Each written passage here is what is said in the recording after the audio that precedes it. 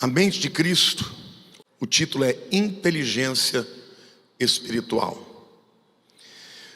Como podemos viver no mundo sabendo as coisas certas a fazer? Como saber que as nossas vidas têm uma direção, um rumo que vai nos levar ao sucesso, a uma vida equilibrada, a uma vida de bênçãos? Como nós podemos lidar com as demandas do nosso tempo?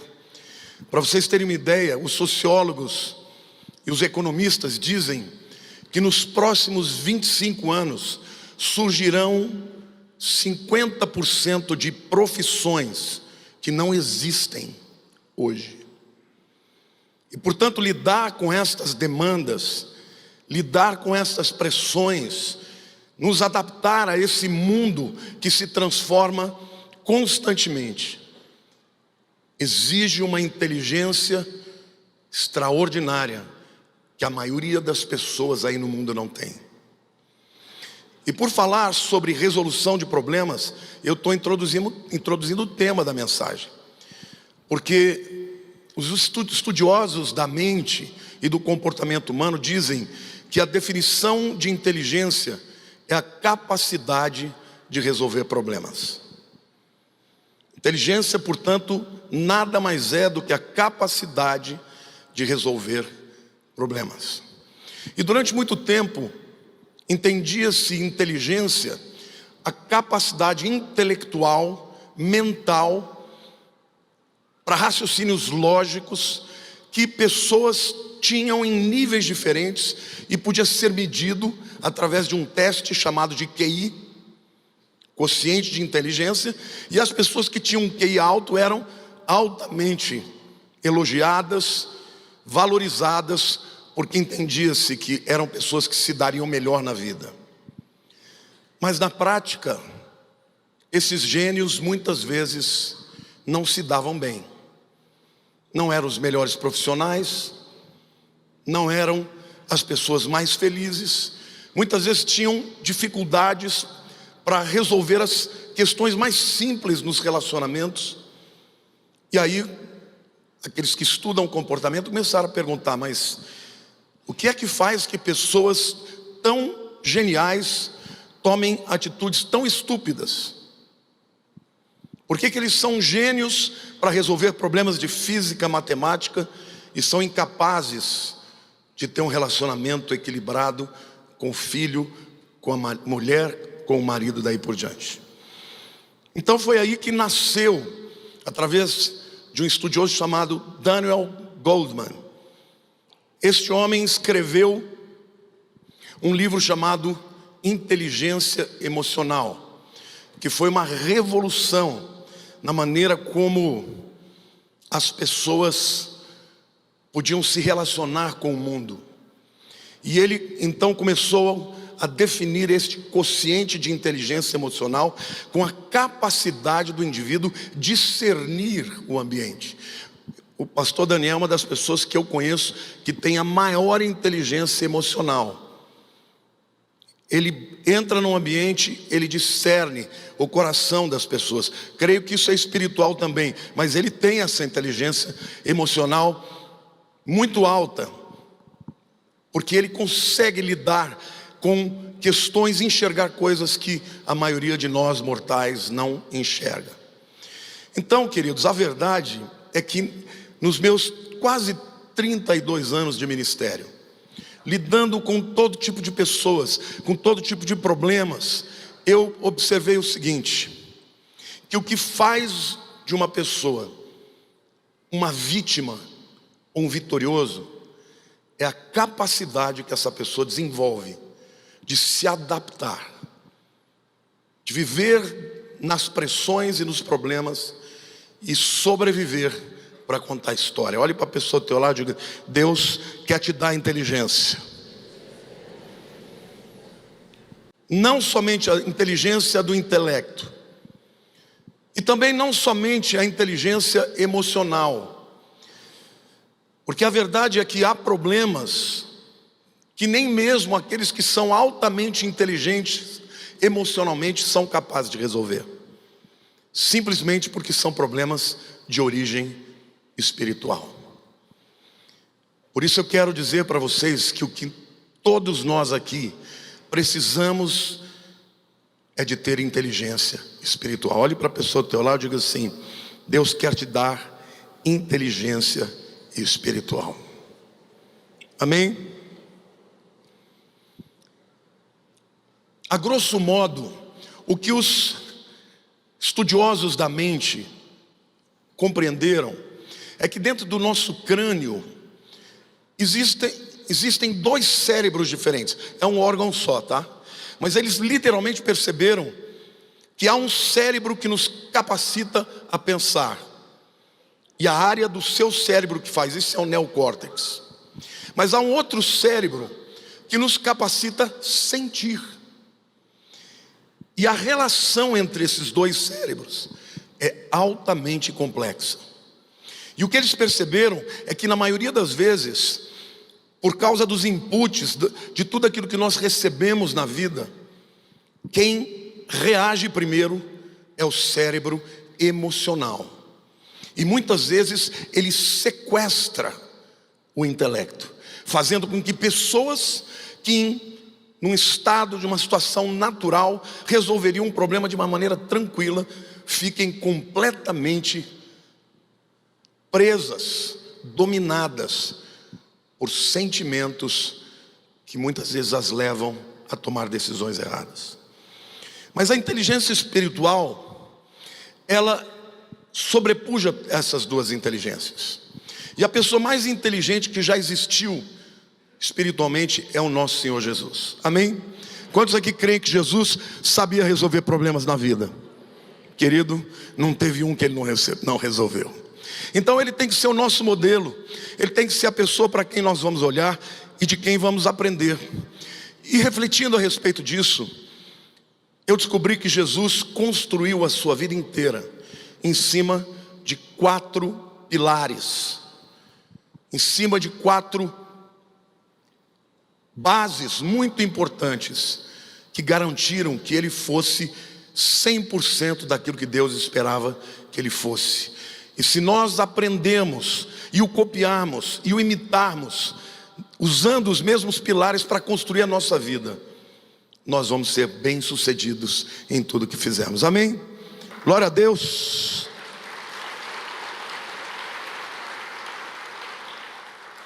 O primeiro pilar que Jesus usava, as Escrituras.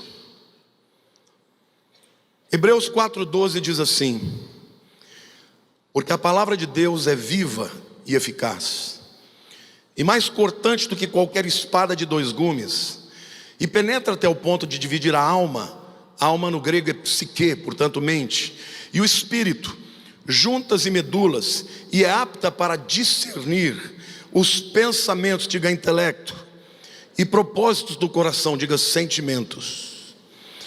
A palavra de Deus, a Bíblia está dizendo que ela é como uma espada, que corta a carne, que divide juntas e medulas, mas divide mais do que isso. Divide a alma, a mente do espírito, divide a mente, que são os pensamentos, e os sentimentos, que são os propósitos. De maneira prática, o que isso quer dizer? Isso quer dizer que quando você está diante de uma situação difícil, quando você tem uma decisão para tomar, seja de ordem pessoal, com quem eu me caso, qual é o emprego que eu vou fazer, para que igreja eu vou, você muitas vezes tem sentimentos que vão tornar a tua decisão nublada, por causa talvez do dia em que você esteja vivendo, por causa de alguma circunstância que tenha interferido. E a verdade é que a Bíblia é que vai dizer: esse pensamento não é de Deus, não é espiritual, é emocional.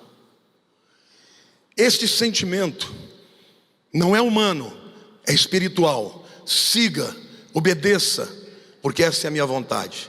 É a Bíblia quem vai te ensinar a separar todas as possibilidades de decisão quando nós temos que decidir, sabendo que as nossas decisões muitas vezes são definitivas e irreversíveis.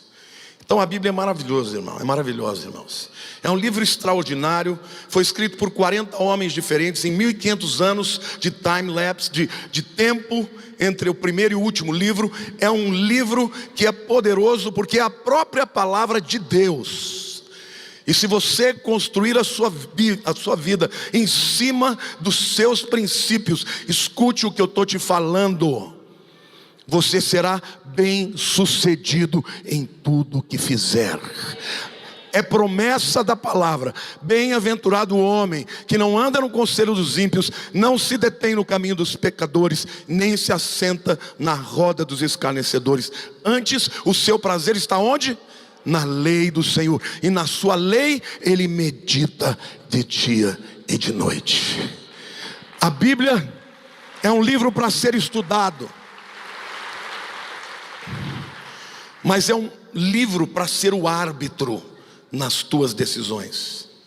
Eu conheço muita gente que tem fé, que ama Jesus, mas que escolhe em algum momento da vida andar não segundo a palavra, e toma decisões muitas vezes irreversíveis, e depois vai ter que pagar essa conta para o resto da vida. Então faça da Bíblia que você tem um dos pilares. Jesus fez isso. Jesus teve que enfrentar diversos adversários, fariseus, homens da lei e o próprio diabo. E todas as vezes que ele teve que enfrentar os seus adversários, e muitas vezes em circunstâncias em que a sua alma estava abalada, ele respondeu pela palavra. No deserto, o diabo tentou 3 vezes, e as 3 vezes ele repreendeu o diabo pela palavra.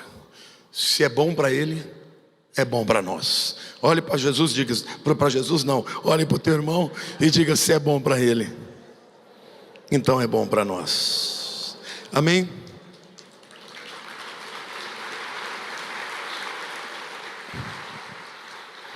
Eu li sobre uma história verídica que eu quero compartilhar com vocês. O ano era o ano 1038, faz muito tempo, né? A pessoa aqui envolvida era o rei da Alemanha chamado Henrique III. Ele amava muito a sua esposa. E quando ela morreu, ele saiu do sepultamento muito quebrantado, vendo que a vida era efêmera, que não valia muita coisa, e ele tomou uma decisão. Ele falou: vou abrir mão da minha coroa, e eu vou procurar um monastério, e vou me tornar um monge para servir a Cristo até o fim dos meus dias. Essa história é verídica. Ele procura o líder do monastério, a quem ele conhecia, o monge Richard, eu não sei como é que se fala em alemão aí, Dani, vou chamar de Ricardo. Então ele chega, quando ele chega no monastério, o monge se prostra, né, faz aquela menção natural diante de um rei, e ele diz: Richard, vou chamar assim, como no inglês se fala, eu tomei uma decisão, eu vou abrir mão da coroa, do trono, e eu quero fazer os votos de monge, porque eu quero servir a Cristo por toda a minha vida. E o camarada ficou impactado, porque ele falou: meu Deus, o monastério vai ganhar um monge, mas a Alemanha vai perder um grande rei. Então ele conversou um pouco com ele, eles fizeram uma refeição juntos, oraram e falou: vai para sua casa, porque amanhã nós vamos conversar. E esse monge, durante a noite, orou a Deus e falou: Deus, eu vou abrir a escritura, e eu quero que o Senhor fale comigo. E ele abriu a escritura. Deus falou com ele. No dia seguinte, chega o rei Henrique, dizendo: estou pronto para fazer os meus votos. Aí ele disse assim: você sabe que se você assumir esse voto, você tem que obedecer irrestritamente todas as ordens desse monastério. Ele disse: sei, estou pronto para isso. Ele falou: então agora ajoelha, que eu vou te dar a primeira ordem. E eu vou ler para vocês literalmente, porque eu achei lindo. O rei ajoelhou, ele disse assim: eu ordeno que você retorne ao seu trono. E você deve servir ao Cristo ressuscitado com todo o seu coração, nos lugares que for necessitado. A partir de agora, você não é mais simplesmente Henrique o terceiro. Você é agora um servo de Jesus Cristo e membro da sua ordem. Sirva a Cristo como seu rei e faça tudo pelos pobres. Glória a Deus, irmãos.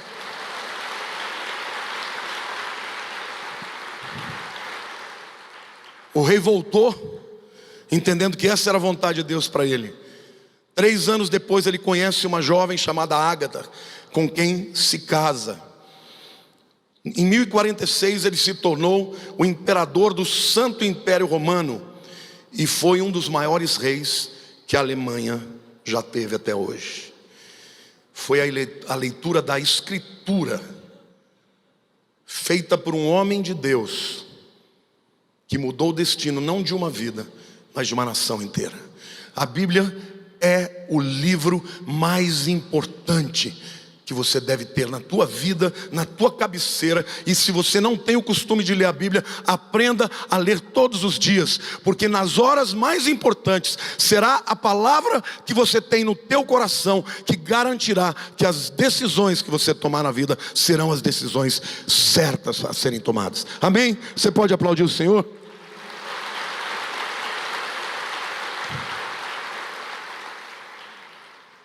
Conheça o que Deus disse. Não leia a Bíblia como se fosse um horóscopo. Estude o contexto. Porque aquela palavra foi escrita daquela maneira.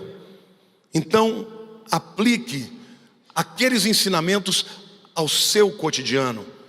Porque mudam os tempos, mas a palavra de Deus é viva e eficaz. Os princípios que norteavam a verdade lá ainda norteiam hoje. E hoje, mais do que nunca, nós como cristãos precisamos ter a Bíblia introjetada no nosso coração, porque vivemos em tempos de engano e de apostasia, como diz a palavra, tempos em que espíritos enganadores e doutrinas de demônios levam pessoas ao afastamento da vontade de Deus. Amém? Saiba, querido, que a Bíblia é tão importante, porque a Bíblia fala de Jesus, ela aponta para Jesus. Jesus diz: examinai as Escrituras, pois julgais ter nela vida eterna, elas testificam de mim.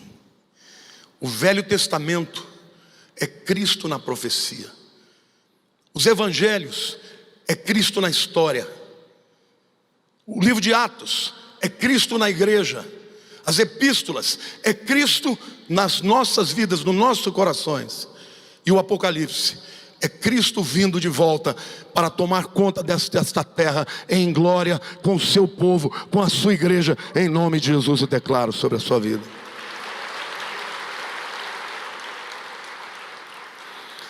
Segundo pilar sobre o qual devemos construir a nossa vida e que certamente compõe a inteligência espiritual é a razão.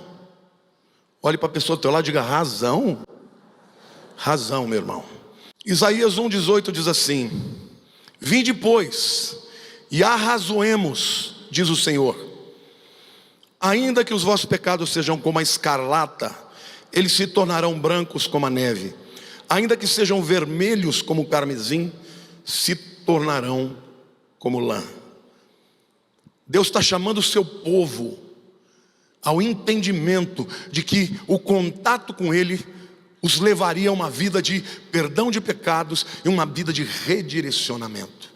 Mas Deus não fala: vinde e sintam alguma coisa. Ele diz: vinde, pois, e arrazoemos, pensemos, entendamos o que é que o relacionamento com Deus pode fazer na nossa vida. Há muitas pessoas que pecam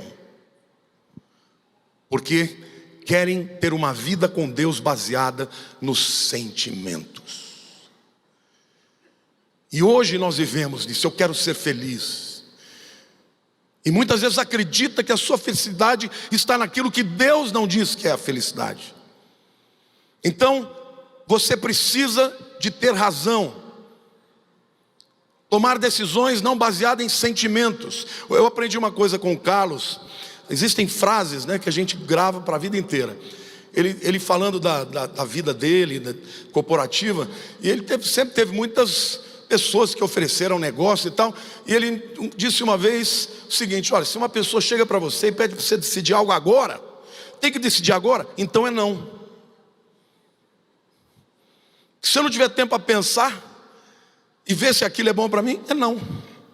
Só que tem muita gente que não age assim. Tem muita gente que age puramente pelos sentimentos e depois culpa a Deus quando não dá certo. Eu li que Lawrence da Arábia, um espião britânico, arqueólogo, um homem entendedor de arte, de cultura, na guerra da Arábia, ele levou algum dos seus guerreiros para um hotel, beduínos. Nunca tinha entrado no hotel na vida deles. E eles ficaram maravilhados com tudo aquilo.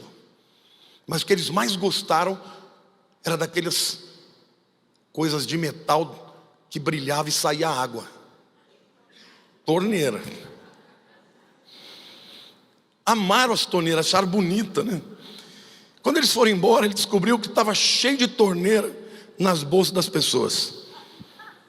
Aí ele falou: mas o que vocês estão fazendo com isso? Para que vocês pegaram isso? Não, porque a gente quer chegar lá na nossa tenda e ligar isso em algum lugar para sair água corrente. O que eles não entendiam é que a torneira tinha que estar ligada no encanamento onde havia água. Então, querido, a falha do pensamento foi não compreender como funcionava aquela amenidade. Parece bem pueril, né? Uma historinha para a gente rir, mas muitas pessoas tomam decisões erradas por não terem a mínima compreensão de verdades simples que regem a vida. A maneira como você trata, a maneira como você observa num relacionamento, a maneira como você é capaz de ouvir o que o outro quer e fazer o que o outro quer, abre portas para que ele faça o que você quer. E a maioria das pessoas que tem essa incapacidade, essa dificuldade de ter uma inteligência para perceber estas leis básicas, acaba tendo fracassos na vida. Muita gente chega para mim e pergunta: pastor, o que eu devo fazer? Eu sempre digo, o que você deve perguntar é: o que eu estou sentindo, o que eu estou pensando, é razoável? Será que você já pensou em todas as possibilidades? Essa luta da razão com o desejo é algo que um cientista, filósofo, estou aqui na frente de um filósofo, Wilson, já deve ter lido muitas vezes o Pascal, mas o Pascal falou, já? O Blaise Pascal, sim. Esse camarada, ele percebeu que a maioria das pessoas era dominada por sentimentos, e que mesmo as pessoas mais brilhantes podiam fazer as coisas mais estúpidas. Ele cunhou um dizer que eu achei muito interessante, eu quero dizer para vocês. Ele disse assim: a razão é um homem cego e coxo, cavalgando sobre o ombro de um estúpido chamado desejo. Eu vou dizer de novo: a razão é um homem cego e coxo, quer dizer, está cego porque não consegue ver para o lugar que deve ir, é coxo porque não tem força para levantar e ir, mas que é levado no ombro de um indivíduo estúpido e bruto chamado desejo. Foi ele que cunhou também a célebre frase: o coração tem razões que a própria razão desconhece. 200 anos atrás, camarada, percebendo que a vida podia ser muito mais simples se as pessoas fossem mais racionais e menos emocionais, principalmente quando se trata de tomar decisões importantes. Eu gosto muito de um escritor chamado Rubem Alves, e ele diz o seguinte, que o ser humano ele nasce com duas caixas, uma na mão direita e outra na esquerda. Na mão direita é uma caixa de ferramentas, na mão esquerda é uma caixa de brinquedos. Ele diz que a caixa de ferramentas é o intelecto. E a caixa de brinquedos são os sentimentos. A gente precisa das duas coisas. Uma vida sem sentimentos e emoções é uma vida sem alegria. Mas a gente precisa das ferramentas. E na hora de tomar decisões, os sentimentos não são mais importantes. Olhe para a pessoa do teu lado e diga assim: como é que está a tua ferramenta aí? Amém? Muitos de nós pensamos com o nosso centro emocional, ao invés de usar o centro lógico. E se nós vamos ter sucesso longo e duradouro, você pode ter certeza de uma coisa: você tem que usar a palavra de Deus como primeiro pilar e a razão como segundo pilar. Porque senão, até para interpretar a Bíblia, você vai interpretar segundo aquilo que você quer e não segundo aquilo que realmente está escrito. O terceiro pilar que Jesus usou e que nós devemos usar são os amigos sábios. Provérbios 1, de 5 a 7 diz assim: ouça o sábio e cresça em prudência. Eu queria que você repetisse isso que eu li agora.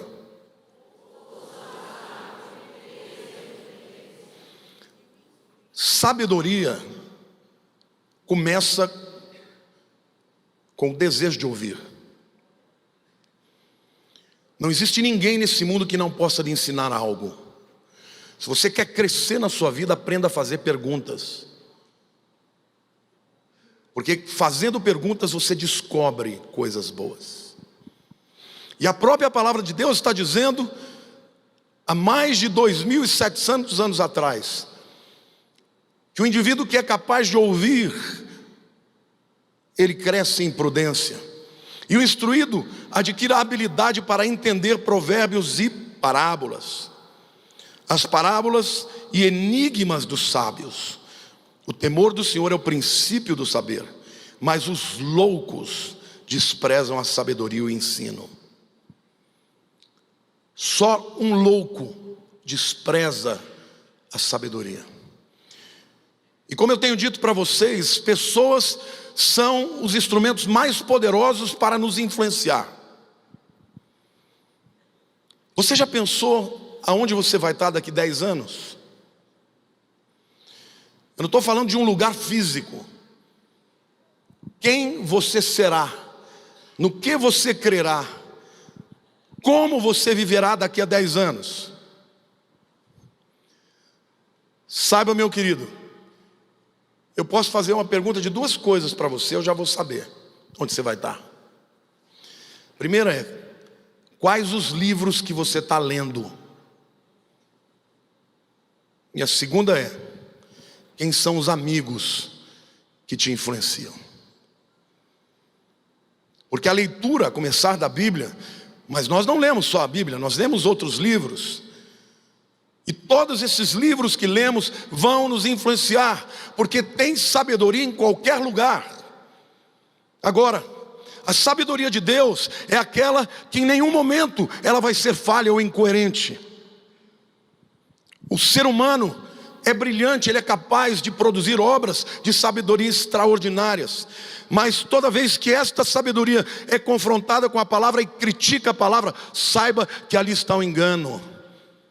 Então, cerque-se de pessoas sábias, de mentores, de amigos. Porque um dos principais indicadores que revelam a inteligência espiritual de alguém é a qualidade das pessoas que formam o seu círculo mais íntimo de amizades. Jesus, o próprio Deus encarnado, escolheu 12 pessoas para andar com ele, sabendo que uma delas ia traí-lo, mas tinha que acontecer. Mas ele tinha aquelas pessoas as quais ele influenciava, mas também em momentos importantes da sua vida ele dependeu delas. Por exemplo, quando foram subir o monte da transfiguração, ele chamou 3 discípulos. Quais eram? Pedro, Tiago e João. No Getsêmani, no momento mais crucial da sua vida, em que a sua alma estava abalada, ele chamou 3 mais íntimos amigos para orar com ele. Quem eram eles? Pedro, Tiago e João.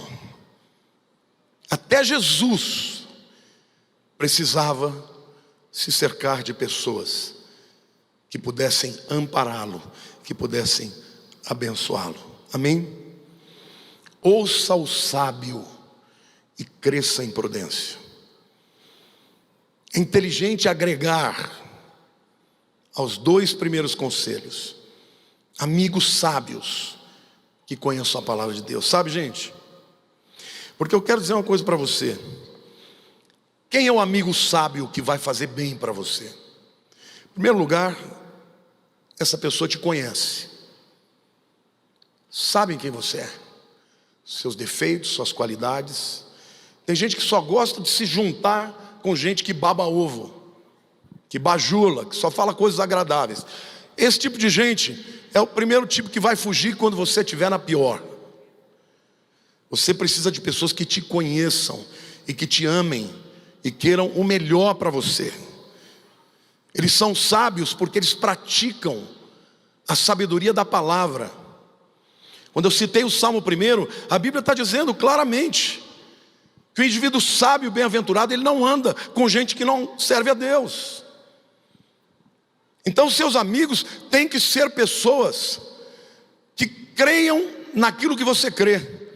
Eu não estou dizendo que você deva romper com outras pessoas, mas relacionamentos com pessoas que não são cristãs têm um primeiro objetivo: ganhá-las para Cristo. E depois de um tempo, se essa pessoa não quiser, em hipótese alguma, é melhor você seguir a sua vida, porque se você não pode influenciá-la, ela lhe influenciará. Eu gosto muito da definição da palavra íntimo. Íntimo no latim significa quarto interior. O amigo íntimo é aquele que conhece os recônditos do teu coração. E quando esses amigos te dão conselhos, mesmo que você não goste, eles estão fazendo para o seu bem. Conta-se uma história de uma princesa da dinastia Ming, que era muito amada por seu povo, mas com o objetivo de protegê-la, eles criaram uma lei que era o seguinte: ninguém pode tocar nela, porque quem tocar vai morrer. Então ela cresceu sendo amada, admirada à distância. Ninguém podia tocar nela. E um dia ela foi fazer um passeio de bote nos canais do seu reino. E o bote virou. E ela caiu na água e não sabia nadar. E ela morreu afogada diante de todos aqueles que a amavam e admiravam. Mas o que isso tem a ver com inteligência espiritual, pastor? Tem muita gente inteligente afundando nas suas decisões erradas. Sabe por quê? Porque afastam os verdadeiros amigos e os impedem de salvá-lo. Não fuja daqueles amigos que estão apontando o seu erro. São eles aqueles que Deus vai usar para te arrancar de uma bancarrota, de uma decisão definitiva que vai comprometer a sua vida inteira. Platão disse: a amizade é um coração que preenche 2 corpos diferentes. O verdadeiro amigo, ele sofre com você, ele se alegra com você, ele te elogia e te defende, mas se ele tiver que quebrar o pau com você para te salvar, ele vai fazer isso.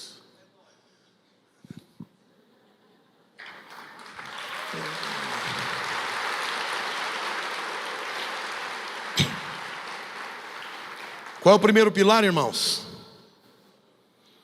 A Escritura, a palavra de Deus. Qual é o segundo pilar?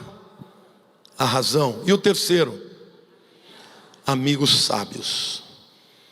E o quarto, importantíssimo pilar, é a voz interior do Espírito Santo. Amém ou não? Porque tem momentos na vida da gente, queridos, que não adianta você abrir a escritura, porque a Bíblia não vai dizer para você se você deve se casar com aquela pessoa ou não, ou se você deve fazer aquele negócio ou não. Existem coisas que a Bíblia não está falando diretamente, mas o Espírito Santo habita em nós. Aliás, eu quero dizer que o Espírito Santo é a pessoa mais importante do mundo. Ele é mais importante do que o Donald Trump, que é o homem mais poderoso do mundo. Ele é mais importante do que o Jair Bolsonaro, que é o presidente do Brasil. Ele é mais importante que o Lamartine Pozzella, que é o presidente dessa igreja.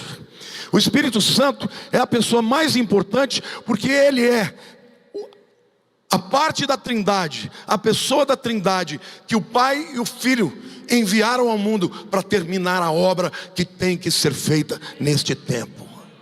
Amém, irmãos?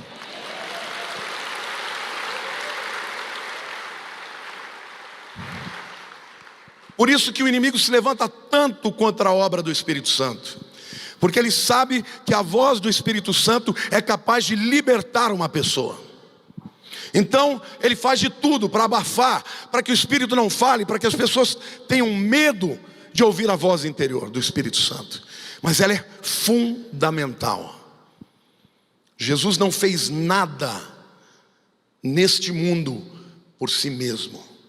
Ele não fez nenhum milagre antes de receber o Espírito Santo no batismo.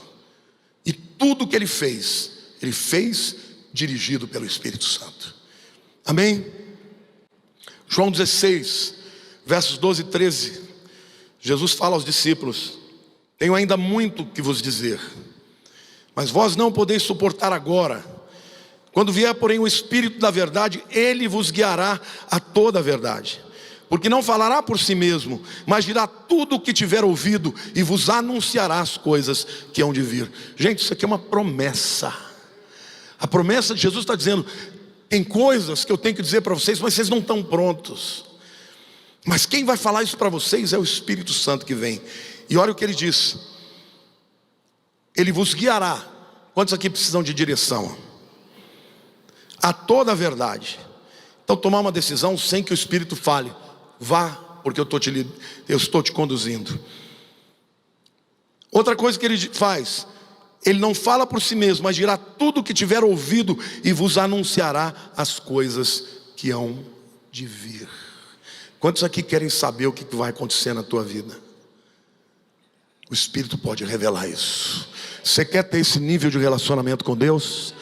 Porque, queridos, uma coisa não exclui a outra. Amém? Pode aplaudir, não tenha medo não.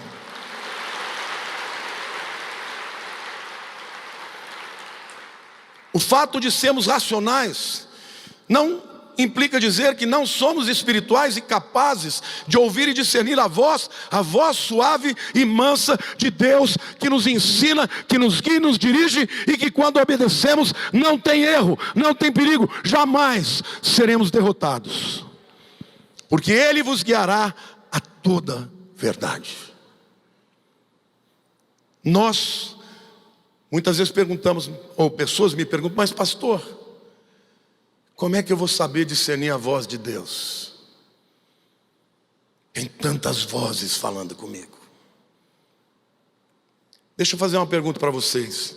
Se vocês receberem uma mensagem minha pelo WhatsApp de alguém que não é daqui, quantos aqui reconheceriam a minha voz?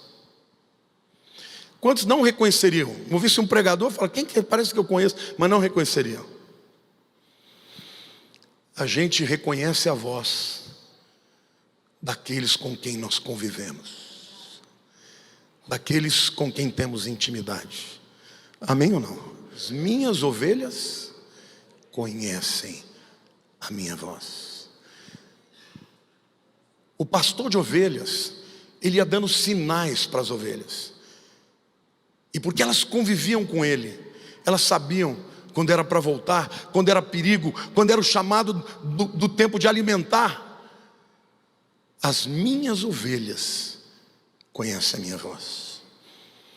Se você não dedicar tempo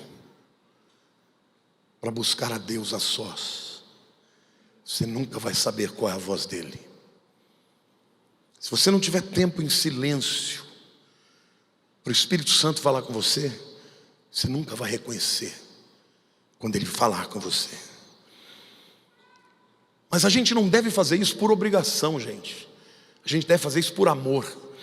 E eu quero dizer algo para vocês. Às vezes nós estamos dando o nosso coração e o nosso amor para outras pessoas que não o Espírito Santo.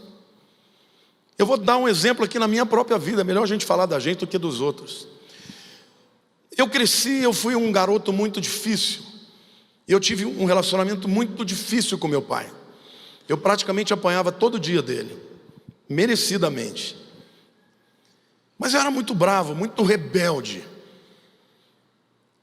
E eu cresci com aquele sentimento de desamor, rejeição. Meu pai não me amava. Eu me lembro que desde pequeno eu gostava de ir na casa dos meus amigos, que o pai era amoroso com eles.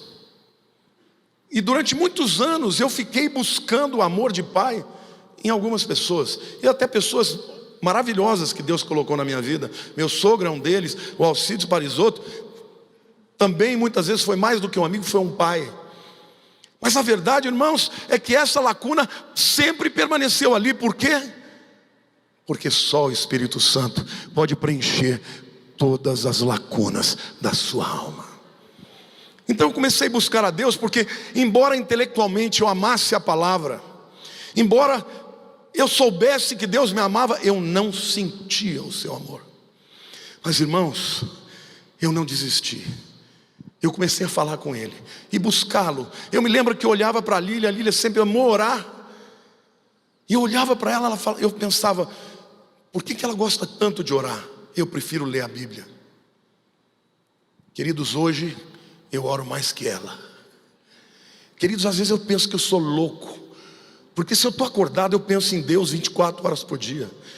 Às vezes se eu estou dormindo, eu não sei se eu estou sonhando, se eu estou sonâmbulo, eu estou falando com Ele. Hoje eu sonho em ter o meu momento a sós. Eu amo passar a madrugada, porque eu fico orando e buscando a presença do Espírito Santo, e Ele fala comigo. Amém.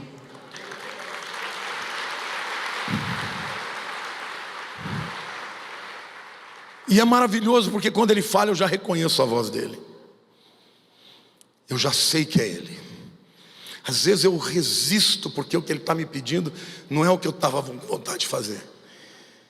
Mas Ele fica firme, falando comigo, até eu falar, tá bom, Espírito, já me convenceu, vou fazer a tua vontade. Deuteronômio 6, versículo 5 diz assim: amarás, pois, ao Senhor teu Deus de todo o coração, no hebraico levav, que é mente, de toda a tua alma, nefesh, que é sentimento, e de toda a tua força, no hebraico é meod.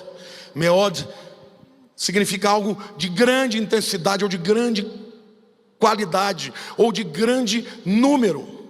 Por exemplo, ani ohev otar meod, eu amo muito a Lília. O que a Bíblia está dizendo? Que quanto mais a gente amar a Deus, mais a gente vai estar com Ele. Quanto mais amar a Deus, mais a gente vai ouvir a voz dEle. Tem gente que quando tem necessidade precisa orar, que um profeta ore por ele. Querido, é muito mais gostoso quando você não precisa de um profeta, porque você ouve diretamente dele na sua palavra. Amém. Glória a Deus.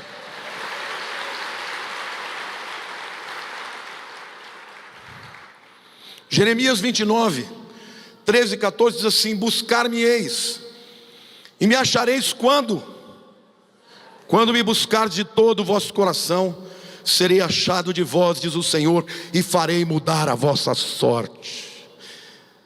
Se Deus está dizendo que Ele será achado de nós, é porque muitas vezes Ele se esconde para ser buscado. Uma dica aqui para as moças: não se entreguem muito, façam um charme, entendeu? Não mostra que você é apaixonada demais, não. Nenhum homem gosta disso. E nenhuma mulher gosta disso também. Eu me lembro que quando eu namorava a Lília, naquele tempo eu era jovem, magro, cabeludo, bonito. Convidei a Lília para ir numa viagem missionária com a gente. O Dadinho estava lá nessa época. Tinha umas 6 meninas a fim de mim, irmãos. Porque quando eu tocava piano eu jogava o cabelo assim, ó. Eu tinha franja. Eu dançava quando eu tocava, fazia uma pressão louca. E eu estava paquerando a Lília já. E aí, de repente ela sumiu do mapa. Estava todo o tempo com a Leni. Ela dormia junto no quarto com a Leni. E eu que convidei, eu falei, escuta, eu te chamei aqui, você só fica com a Leni, eu nem te acho. Ela falou, tem mulher demais no seu pé. Eu não vim aqui para isso. Queridos, a primeira que me esnobou, me fisgou.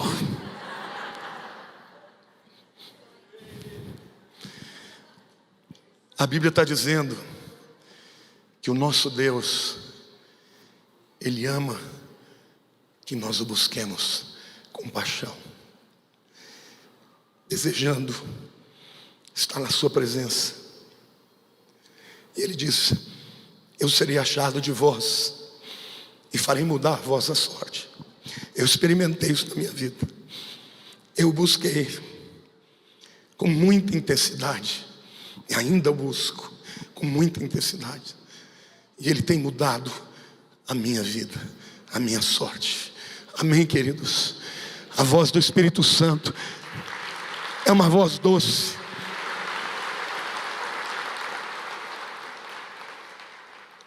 Tem uma outra coisa que o Senhor também ama. E é uma outra expressão de amor, que é adoração. Queridos, adoração não é cantar somente, mas cantar também é adorar.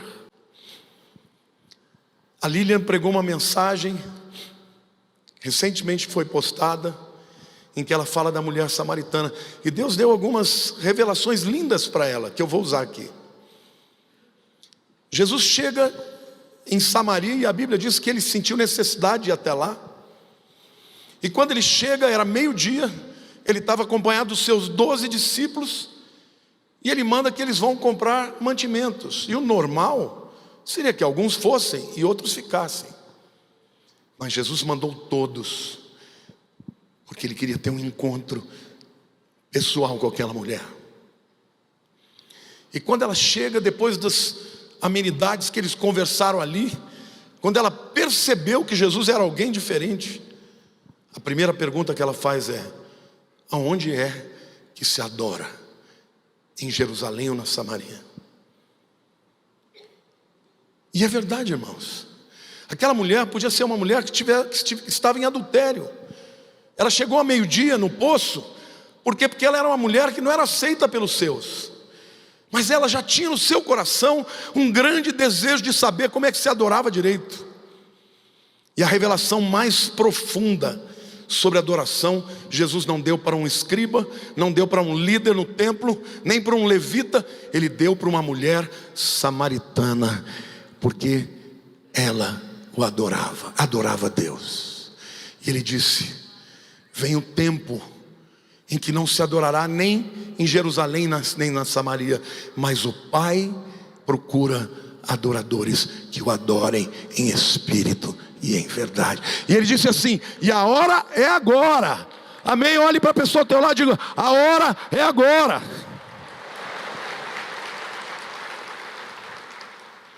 Sabe, meus queridos,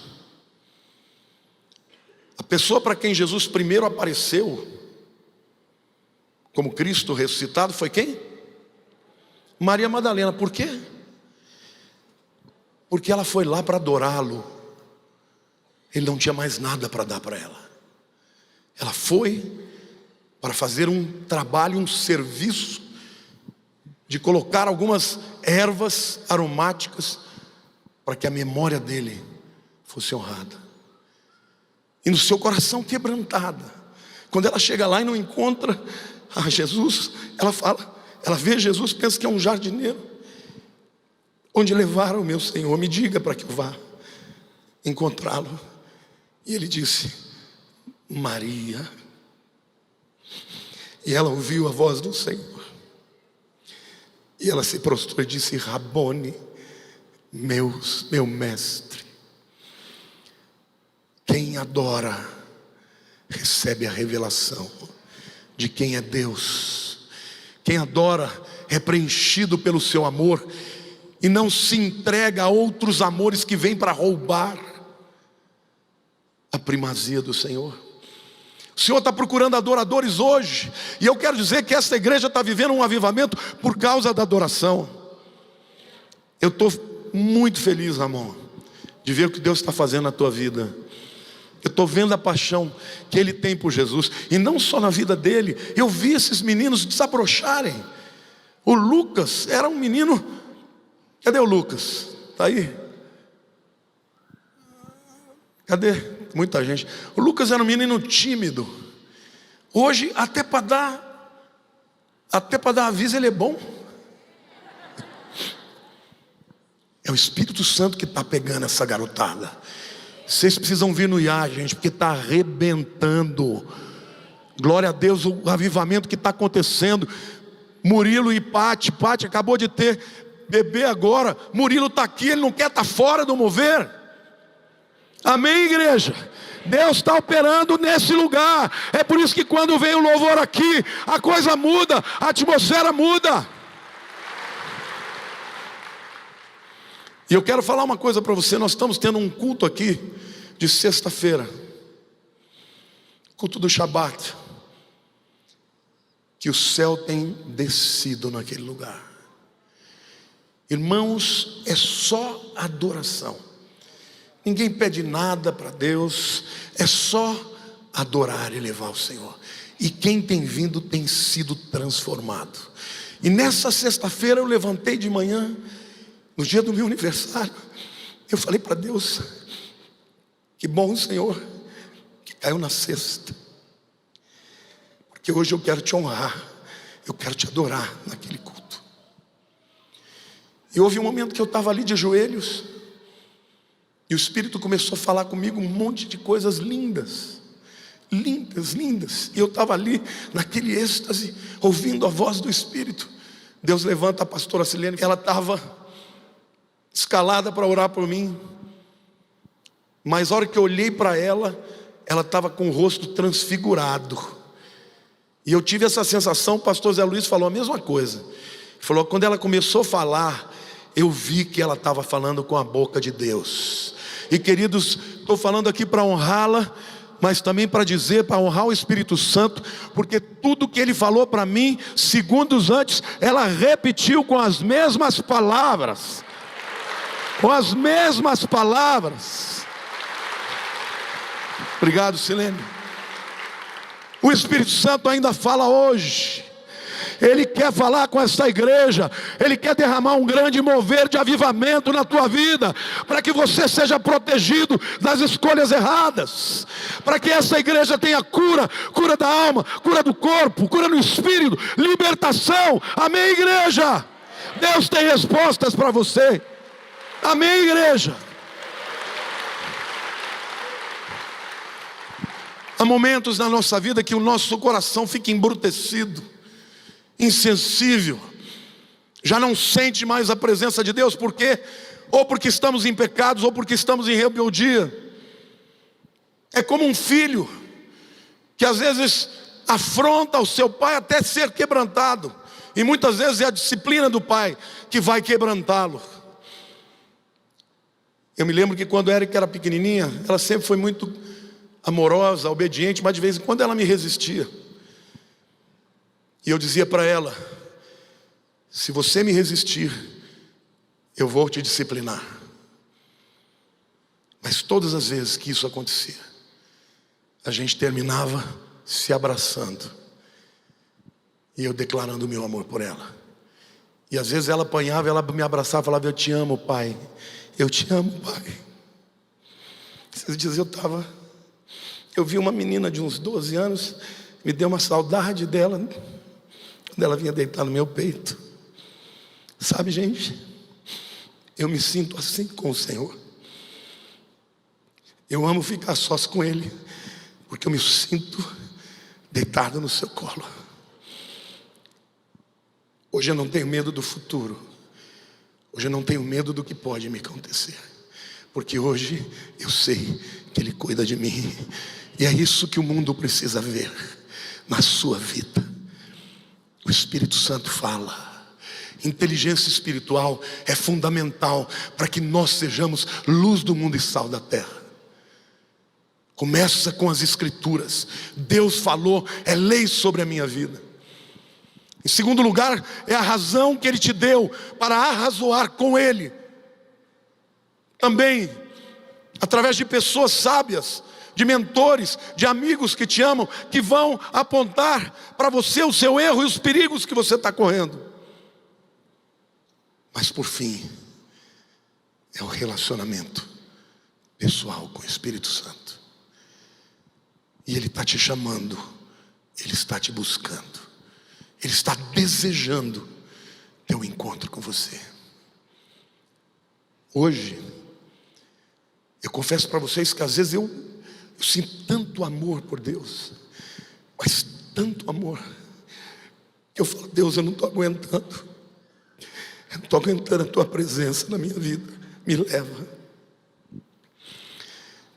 Esse avivamento está vindo, assim como os discípulos estavam reunidos, 120 lá no cenáculo, veio como um vento impetuoso. Virá um grande avivamento sobre esta igreja, sobre a nação brasileira, e já está acontecendo, está começando nos jovens. Então, querido, entregue o teu coração para Deus, entregue os seus caminhos para Deus, porque aí então a sua vida será